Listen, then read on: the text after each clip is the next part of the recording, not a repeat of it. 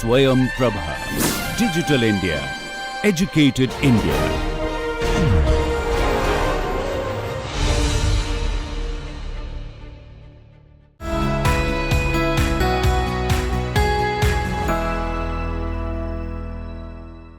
Welcome to the class, and what we will do today is look at the lubrication approximation again, okay. And I thought I went a bit fast in the last class, so I just redo a few things, and hopefully things will be more clear. This business of lubrication approximation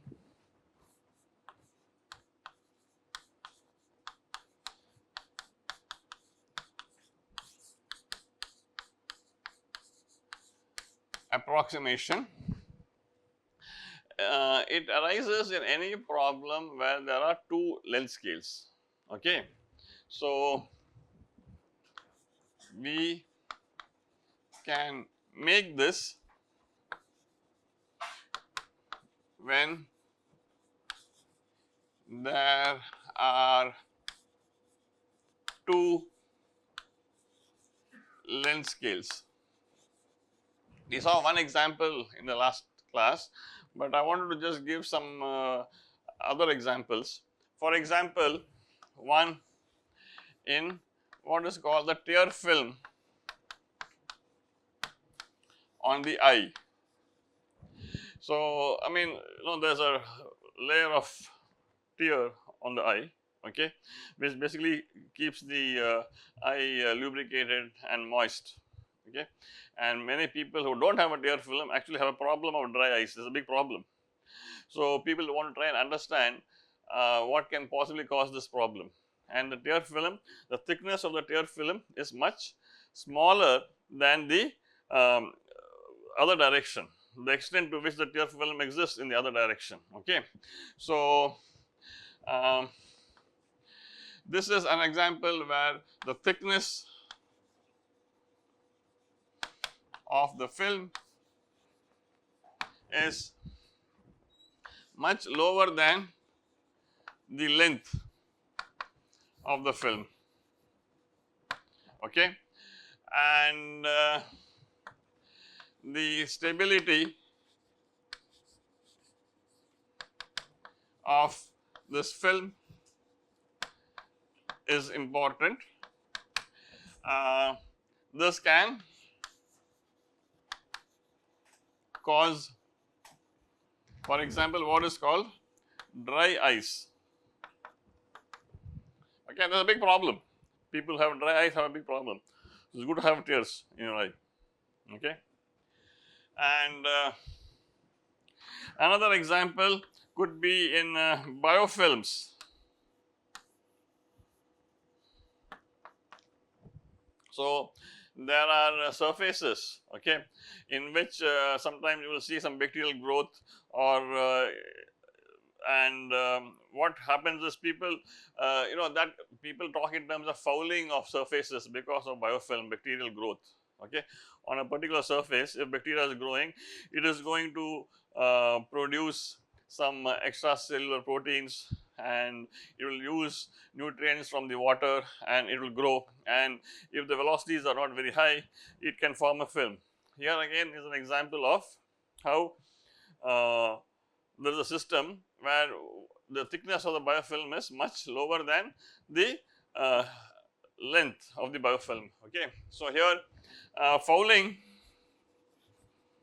of, let us say, heat exchanger surfaces, okay. What else can be caused by bacterial growth on the surface. So, there is some chemical reaction occurring in these films. So, the point I am trying to make here is that these kind of systems arise in a wide variety of disciplines, okay, and the common characteristic that we are talking about is the one where there are two different length scales. So, that is the idea. So, whenever you have this kind of a situation, a fluid flow problem with two different length scales, you can try and use the lubrication approximation to get some semi analytical solution to get some insights, and that is the whole advantage of this. Okay, you do not have to necessarily go to the computer and try and solve this. You will get a solution, but you may not be able to understand what is happening physically. And of course, the third problem is what we already did in the class, where if there are two solid surfaces, okay, they are moving past each other, you want to reduce the friction. So, you put a small layer of liquid in between them, and then when there is a movement of one surface over with respect to the other surface, it is basically lubricating the gap, okay, and so it reduces the friction. So, the other thing is fluids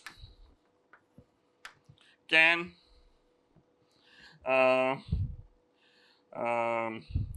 be in a gap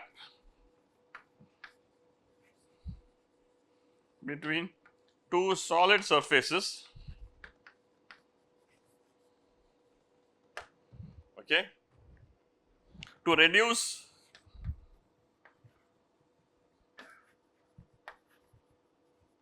friction. Okay. So, this is another example where you can have this lubrication approximation being used, because the gap is very small compared to this thing. So, I mean basically what is the basic difference here? So, in the third example, which is what we saw, the flow is between two solid surfaces, okay. I do not remember how I drew that surface yesterday. So, this is one wall, this is y equal to 0, this is y is equal to h of x, okay, and this is solid wall.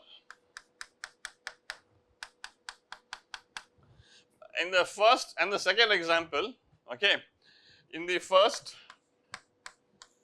and second example, you have a surface which is solid, okay, and you have this biofilm and you have a fluid outside. Here you have the liquid. So, this is your tear or biofilm, okay, this is the tear film or the biofilm. So, now the point is we are going to look at this problem because that is possibly the simplest of the problems, in the sense the boundary conditions are easy to handle. Here you have to impose the conditions of continuity of shear stress, continuity of normal stress, or whatever in some form, okay. So, those are more difficult. Maybe we will come and analyze this problem a bit later. We will right now go back to analyzing this problem, because it is straightforward for me to explain what lubrication approximation is with these simple boundary conditions, okay. But same idea can be done here, and we will do it, and that is a threat. I will come back to this third problem, or the flow between two walls which are slightly inclined. So, this is y equal to 0, y is equal to h of x, and like I said, this is the direction in this is L, this is H. So, a capital H you can think of maybe as the average gap between the two plates, okay, and L is the length. This is the, so this is what I was saying, the two length scales, and I am going to define this parameter epsilon as H divided by L. So, that is very small, okay. What else do I need to do? I am going to make x dimensionless with this characteristic length and y dimensionless with this characteristic dimension, because those are the natural dimensions in the x and y direction. Okay. So this is another place where I want to show you the how dimensionless analysis can be used to simplify equations. That's the whole idea. Okay. Now I go to the equation of continuity.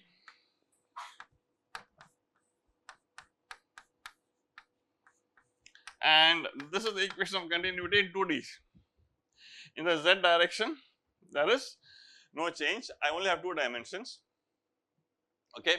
This lower plate is, let us say, moving at a constant velocity u0. Okay. So u characteristic is going to be u0. Now I want to choose the characteristic velocity in the y direction, so that this equation of continuity is going to be satisfied. The question is, what is v characteristic?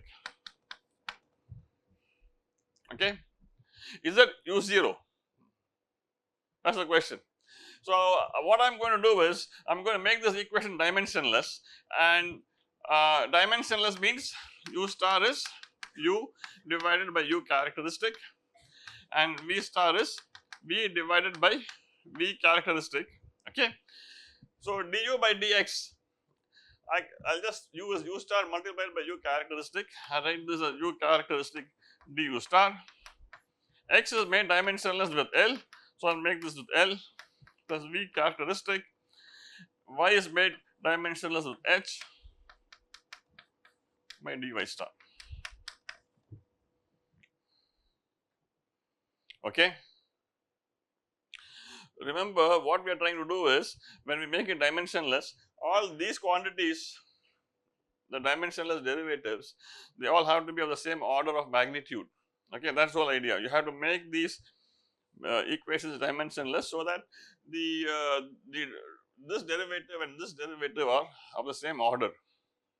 If this is of order 1 and this is of order 1, if I choose v characteristic as equal to u naught, so I'll have u naught divided by, or u characteristic divided by L plus u characteristic by H, and remember, this is nothing but u characteristic times du star by dx star plus v characteristic L by H times dv star by dy star.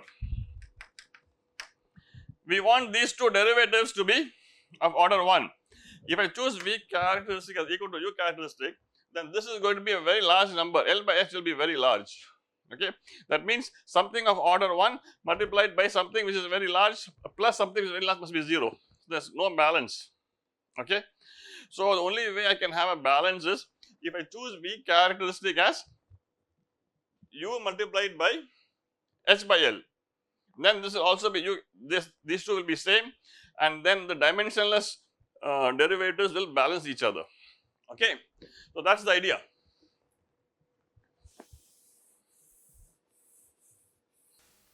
If v characteristic is chosen as u naught, then the two terms don't balance. Okay. You will have basically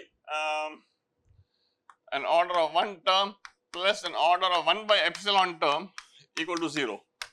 This will be your du star by dx, the star, and this is the dv star by dy star term. This term will be 1 by epsilon. Okay, it's very large. So you really don't have the balance. So what I am saying is the v characteristic has to be equal to u0 multiplied by h by L. So the dominant component of velocity is going to be in the flow direction, and in the transverse direction the velocity component is going to be much smaller, epsilon times that. Okay, only then it balances. Okay, that's what it means. So v characteristic is equal to epsilon times u characteristic, which is equal to epsilon times u naught for du star by dx star plus dv star by dy star to be equal to 0. Now both these terms with this choice of characteristic scales will balance each other. Okay. So now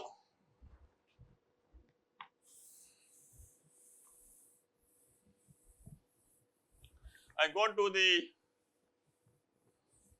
x momentum equation.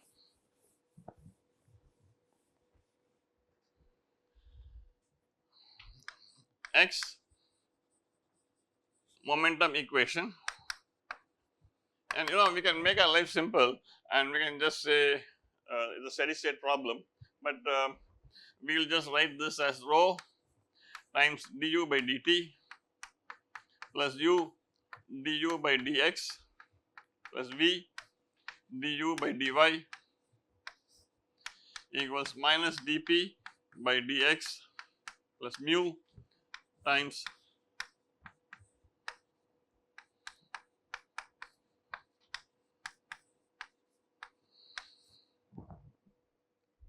okay.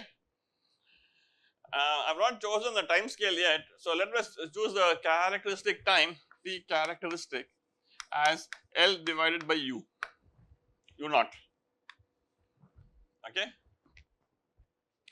L is the length. So basically it is the how much time does it take for the liquid to go from one end to the other end. It is a measure. T characteristic is the time taken for the liquid to go from 0 to L. So I am going to make this dimensionless now. When I make this star, I will get a U characteristic or U0 on top, and when I make dt star, I should get T characteristic. This is dimensionless, so I should get a characteristic time at the bottom.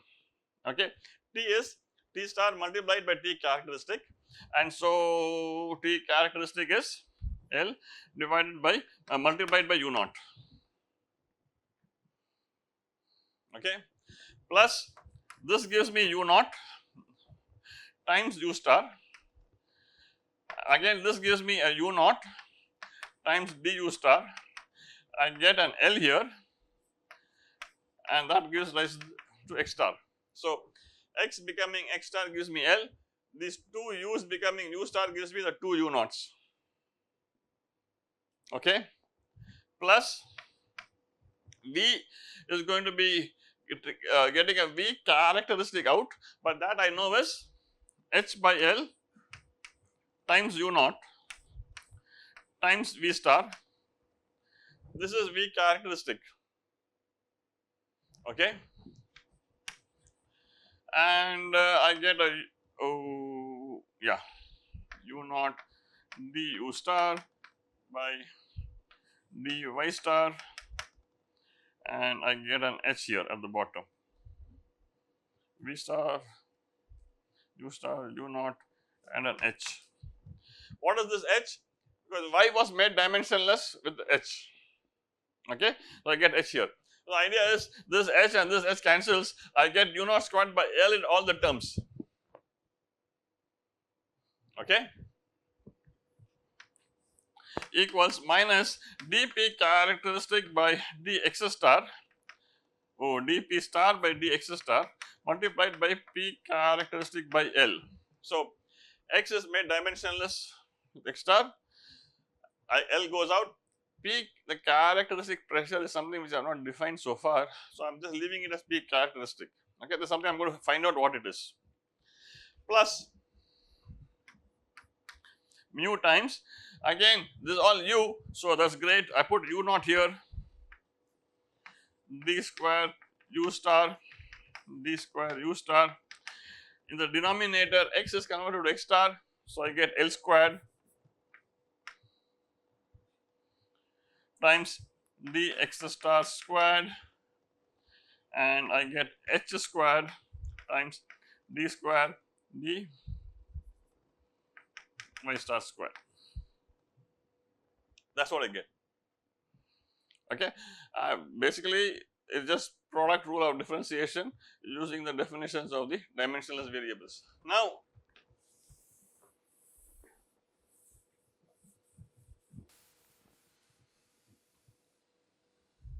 I am going to write these terms here. I can factor out u naught squared by L multiplied by du star by dt star plus u star du star by dx star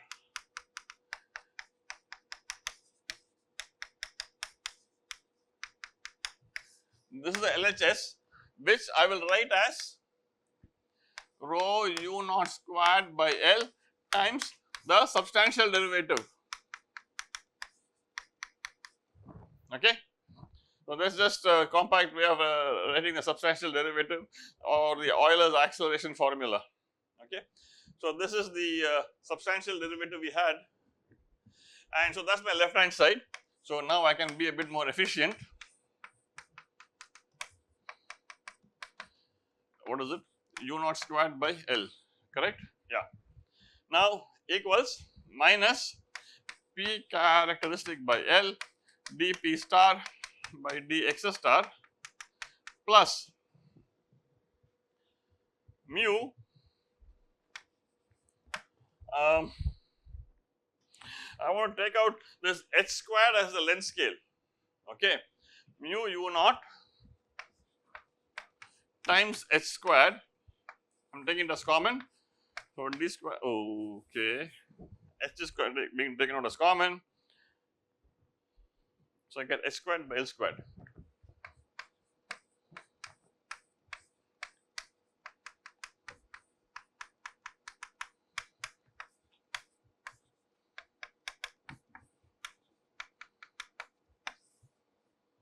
That's what I get.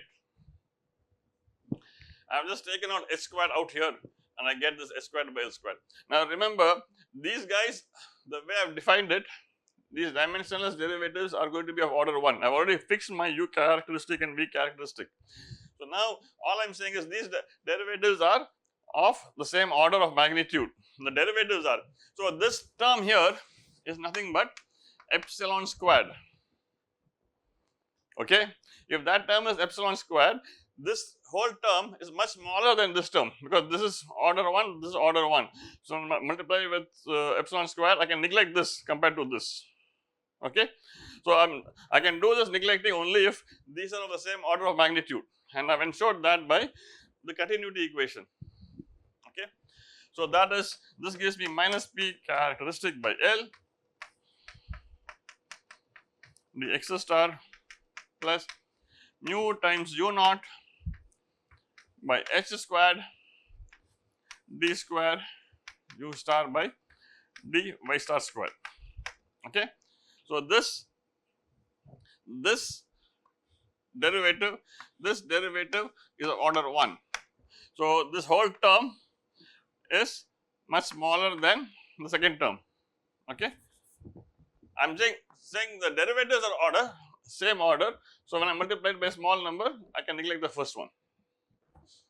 Okay. So now we are left with a nice equation here. Left with this nice equation here, which is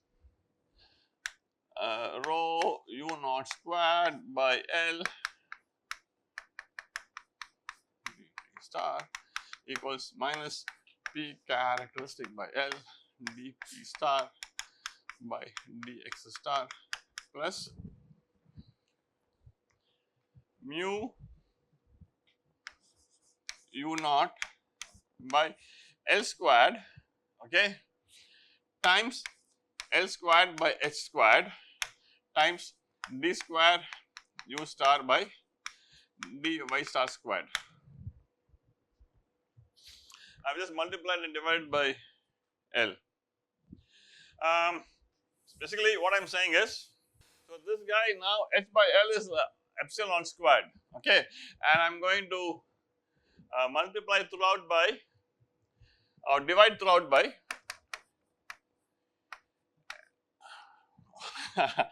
multiply throughout by L squared by mu u naught.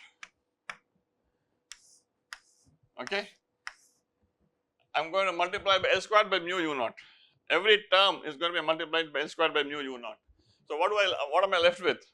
I am left with rho u naught by L times L squared by mu u naught times du star by dt star equals minus P characteristic times L squared by mu u naught,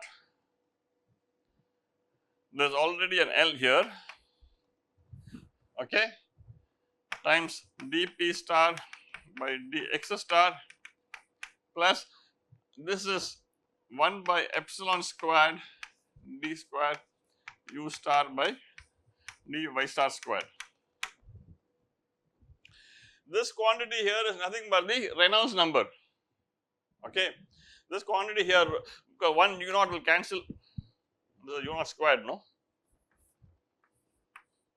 So the square cancels with u naught and rho u naught L by mu is Reynolds number, and this is Reynolds number. I will put a subscript L to tell you that the length scale for the Reynolds number is L, because there are two length scales in this problem. I could have chosen H and defined the Reynolds number, I could have chosen L and defined the Reynolds number, okay. Since I am choosing L, I am putting REL to just tell you that the length scale is L. So, you know, several problems, you have to be very careful because there are several length scales.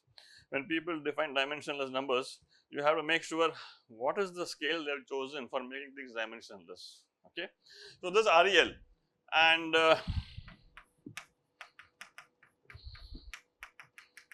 equals these terms now.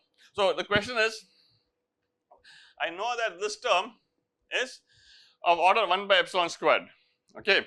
So, I could choose P characteristic. So, I mean I am not going to choose P characteristic as, let us say, mu naught u naught by L.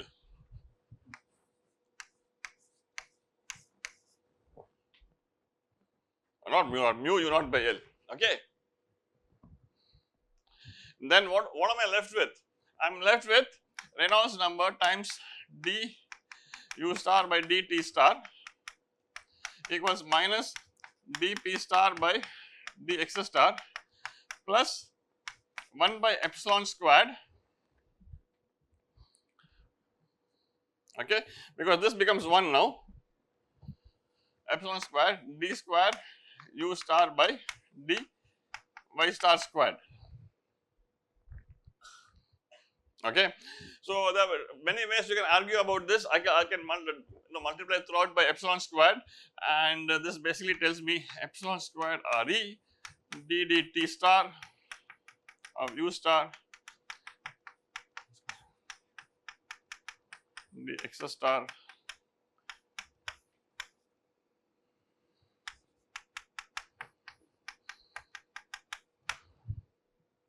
so for small epsilon, okay, if I have chosen my scales properly, this derivative is of order 1, this derivative is of order 1 and this derivative is of order 1.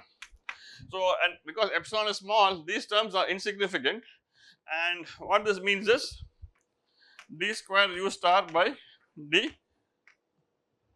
what did I do? This is y star, no?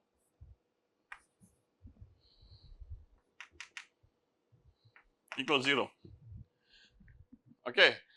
But now what happens is, this means I have a problem here, but it just says there is no viscous stresses, okay, the viscous forces are 0, that is what it means. And that is the gap between two, when the gap is so small and you have relative motion, clearly viscous stresses are important. So, the viscous stresses have to be balanced by something else, okay. And so, what is the viscous stress going to be balanced by? Maybe, and because this is even for a finite Reynolds number, this epsilon squared is going to be making sure these inertial terms do not contribute, okay. These are the inertial terms, this will be very, very small. So, the only way the inertial terms can balance the pressure, this term, is if the P characteristic is defined with a 1 by epsilon square in the denominator, or rather with epsilon square in the denominator, okay. So, if, so clearly here viscous forces are 0. Okay. So there is some problem with the scaling we have done. If the P characteristic is chosen as mu u naught by L times epsilon square in the denominator, okay, then what happens? You would get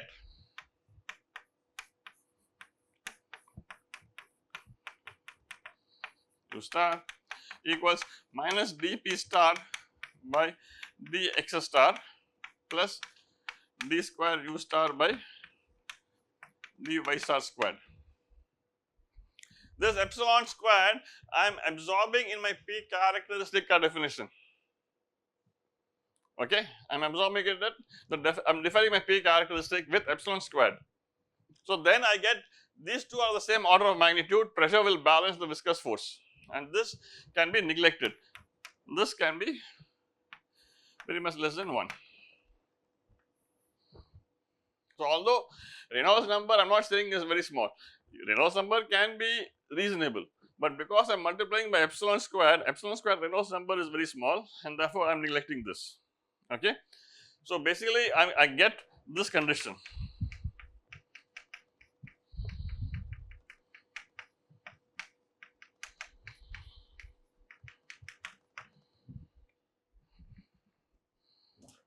Okay. So now that is the x momentum equation. So we got to do the same thing again for the y momentum equation.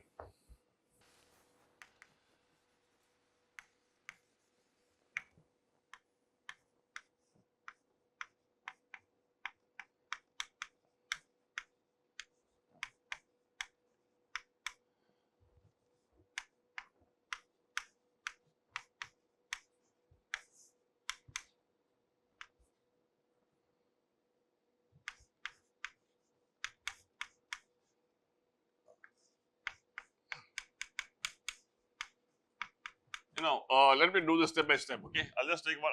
Wait. Let me do this step by step. I started making it dimensionless here itself.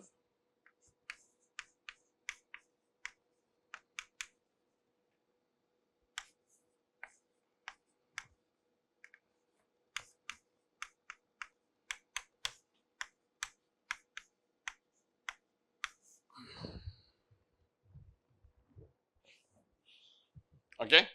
So now you see I have defined everything, all my characteristic scales are all defined, okay, using the x momentum and the y momentum, x momentum and the continuity.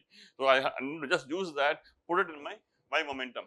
So I will just call this dv star by dt star. V characteristic is u naught h by L, and T characteristic will be L by u naught. So again L by u naught, okay,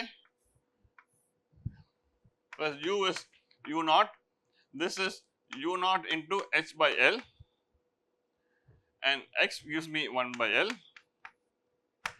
times dv star by dx star. This L is coming because x has been made x star. This u naught h by L is coming because V has been made V star, and this u gives me u naught, and that should be a u star. Okay, plus I am just going to the LHS. Okay, LHS is what I am looking at. V characteristic, which is u naught into h by L V star times again u naught into h by L dv star, and dy star gives me 1 by h, and there will be, yeah, everything is fine. So V star gives me one V characteristic, this V star gives me one more V characteristic, this Y gives me H. So again you can simplify things, and what do you get here? I can take out rho u naught squared by L times H by L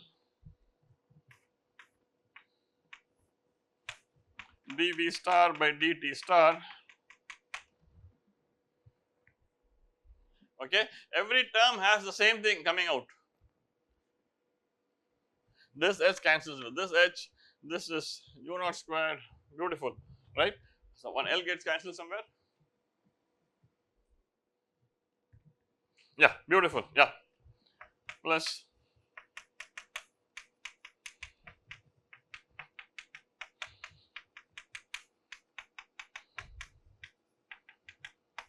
okay. So this is nothing but my substantial derivative in terms of dimensionless variables, and I get this is d v star by dt star, and I can write this as L by L. Yeah, is there an extra u naught here? No, no, it's fine. So let it be as it is. I'm going to leave it as it is. That's my left hand side. Okay, I have to do the same thing for the right hand side now. So yeah, all I've done is simple product rule of differentiation, and one of the things is a constant, the characteristic. Just pull it out. So what's remaining now? Right hand side is minus p characteristic by h times dp star by dy star plus mu times v characteristic turns out to be u naught h by L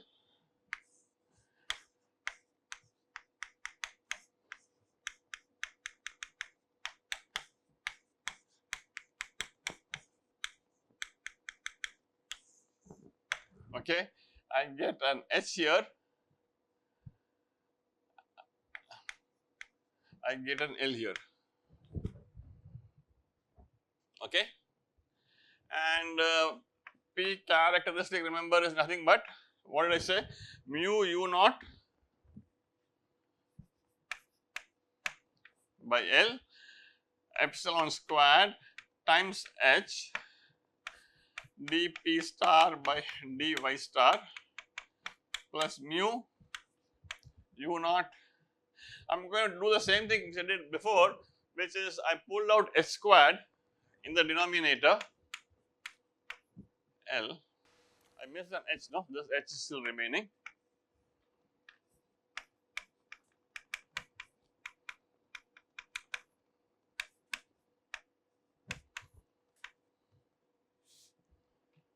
Plus 1 by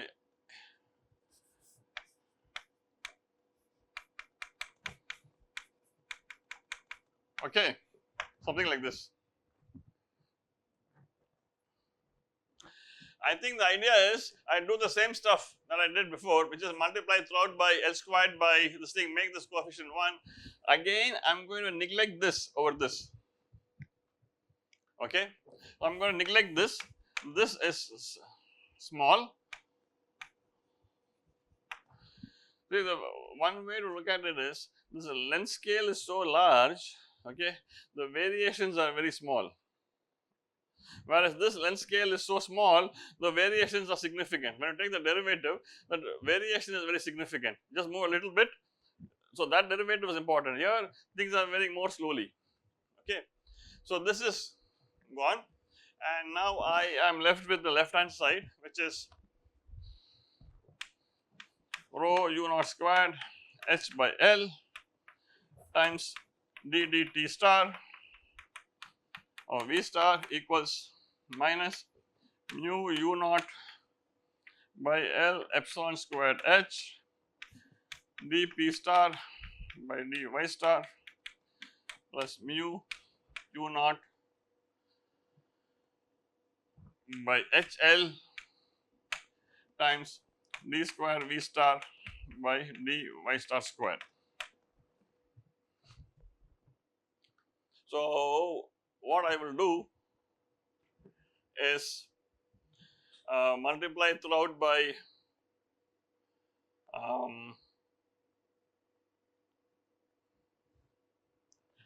I want to get this coefficient as 1, okay. I want to get this coefficient as 1. I'm going to multiply throughout by the reciprocal of this, and I'll get minus dp star by dy star squared.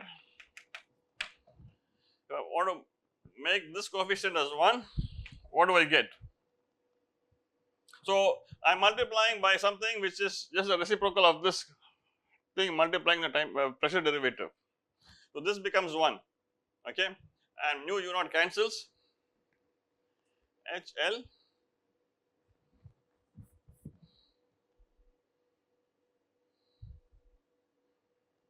I get epsilon squared, man.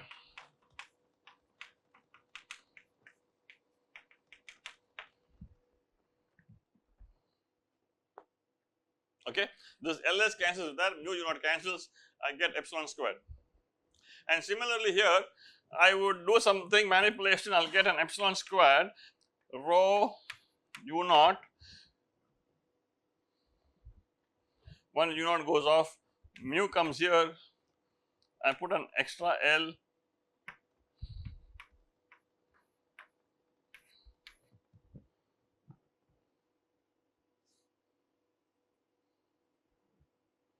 rho u naught squared. Why did I do this L? L by L squared, okay. Is correct? Okay, let's move on then. Somebody is saying it's correct, so it must be right. So H by L, what am I left with? LH, is it?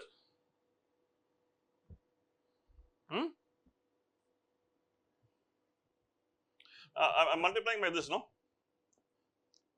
LH, what happened to LH here? Oh, that came here. Is it right? Okay. This is my Reynolds number. I don't like this H by L here. I want to get either an H squared or something. Which is cancelling? This L will cancel with this. Yeah. Anyway, so basically the point is, this is also going to be of order epsilon cube. This is of order epsilon squared, and this is of order 1. So the point I am trying to make here is that the pressure variations in the y direction is negligible, okay. So when you simplify the y momentum equation, you get dp by dy equal to 0. So you can do this. So what is this epsilon cube? Yeah, epsilon cube times Re. So that means that should be only S by L here. Okay. Yeah. But it's a straightforward assignment, it's not a complicated thing. So you have 3 equations now, du by dx plus dv by dy equals 0. Okay, that's kind of, I'm dropping the star, but these are now dimensionless equations. Okay, d square u by dy square equals dp by dx and dp by dy equals 0. These are the simplified dimensionless equations. Okay. Now what I want to do is recognize that pressure is not a function of y, because the gap is so small, pressure doesn't vary in the y direction. Okay. So I can integrate this equation. So I can get du by dy, I'm missing a mu, no? I'll put a 1 by mu, man, here, 1 by mu dp by dx times y, plus I get a constant, but now because u is a function of x and y, the constant can be a function of x, okay, plus c1 of x multiplied by y. If it had been a total derivative, it would have been a constant, but since it's a partial derivative, it is c1 of y, and u will be, integrate one more time, 1 by mu dp by dx times y squared by 2 plus c1x, what am I doing? I jumped plus C2. Yeah. Integrate once, I get this constant, which is a function of x. Integrate one more time, it is C1x multiplied by y, I get y square by 2. Everything is fine. Okay. So now I need to calculate C1 and C2. C2 again can be a function of x. So let us take the simple problem where the lower plate is moving with u naught. Lower plate is moving with u naught. So at y equal to 0, u is u naught. Upper plate is stationary. At y is equal to h of x. Okay, u is 0. There is no velocity. The case all the components are 0, so u will also be 0. Substitute those boundary conditions and find C1 and C2. Okay. So what is C2? At y equal to 0, u is equal to u naught. So C2 of x has to be equal to u naught.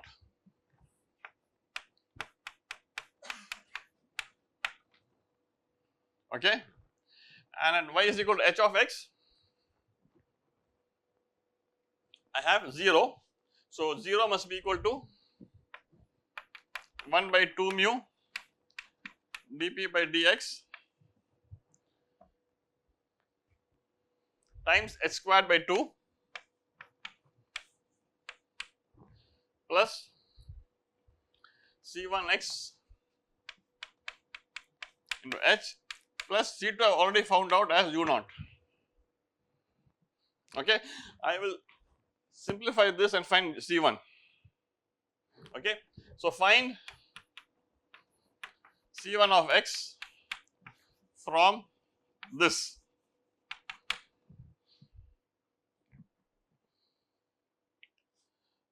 Okay, you know how to do that. I mean, I'm not going to, as you can see, I'm not very good at things, so I don't know if it's epsilon cube or epsilon squared, so you guys can do this. So now, what do you do next? After you find C1, you can, and C2, you can substitute it here and you can find u. Okay, so basically the point is u of x comma y is now known. But is it really known? Not really, because I don't know what is this pressure. How is the pressure varying? Okay, so what I need to do is I need to find do something to figure out how the pressure is varying. So but what I know is, although my velocity is varying, this is u naught, velocity is not fully developed, but at steady state the flow rate will be uniform everywhere. Okay, because the area is changing, there is no accumulation, things are at steady state. So the Q, the flow rate, is equal to constant. Okay. So idea is you can put Q is nothing but integral Vx dy from 0 to h of x. Okay, you already got u dy. This is the y direction, u is the x component of velocity. You just integrate it at any point, it should be the same, because I have a steady state situation. Any liquid coming here must go out through this, like you have rho 1 a1 v1 equal to rho 2 a2 v2. Okay, although v1 and v2 are different.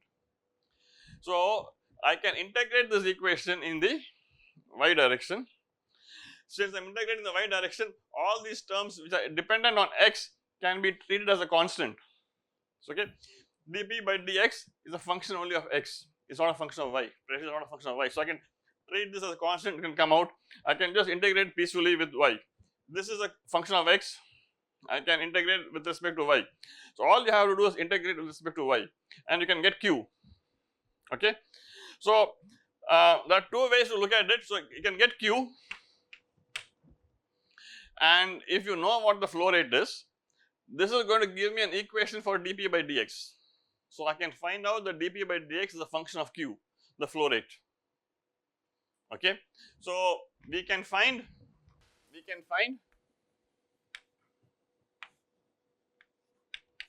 dP by dx as a function of q. And if you know the pressure at one point, you can integrate that, because now everything will be a function only of x. Okay, we can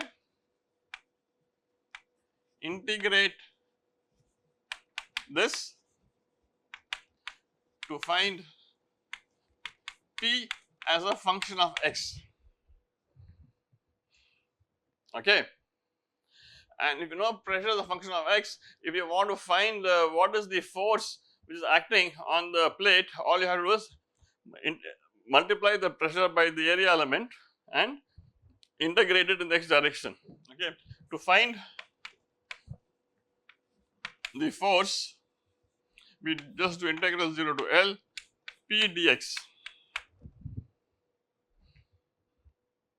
Okay, so I mean, these are steps which I actually plan to do, but I think these are very straightforward steps. So your job now is to derive the y momentum, which I already did, and I made it dimensionless, 99.99%. You have to make it 100%. You have to find P as a function of x, find the force, and let me know. Okay, that's your assignment. So I can do something else tomorrow. Okay, thank you.